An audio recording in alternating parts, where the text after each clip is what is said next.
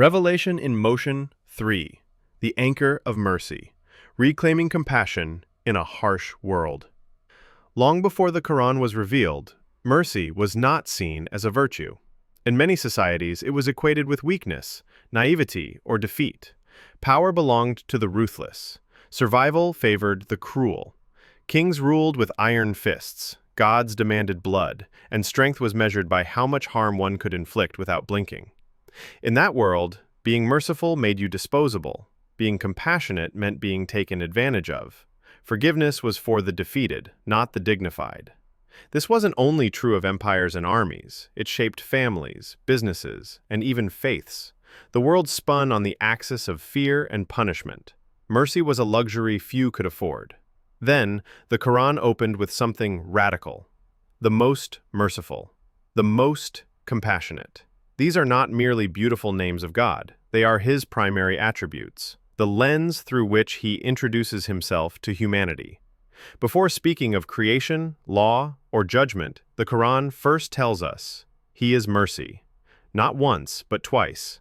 Ar-Rahman, boundless, universal mercy, and Ar-Rahim, intimate, enduring compassion. This shattered everything people thought they knew about divinity. God wasn't cruel, distant, or transactional. He wasn't waiting for you to slip. He was reaching out to lift you. The Qur'an was teaching something bold. Mercy isn't weakness. It is the ultimate power. It isn't the exception. It's the rule. It's not a soft add-on. It's the very heart of divine law.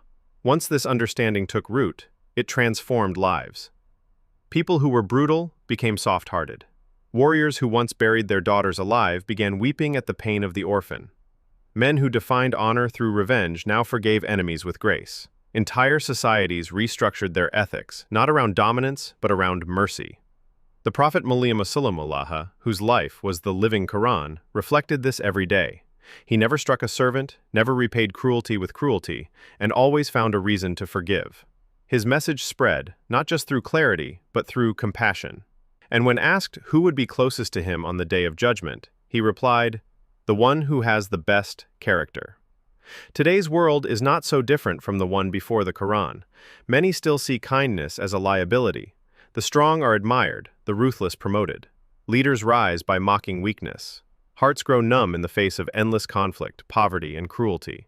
But this verse offers a powerful alternative. Return to mercy, return to God. In a time where relationships collapse over pride, where nations bomb for profit, and where systems punish more than they heal, this verse is not just a comfort, it is a call. A call to change how we lead, how we speak, how we forgive, and how we see others. Because if He is the most merciful, then mercy must be our compass too.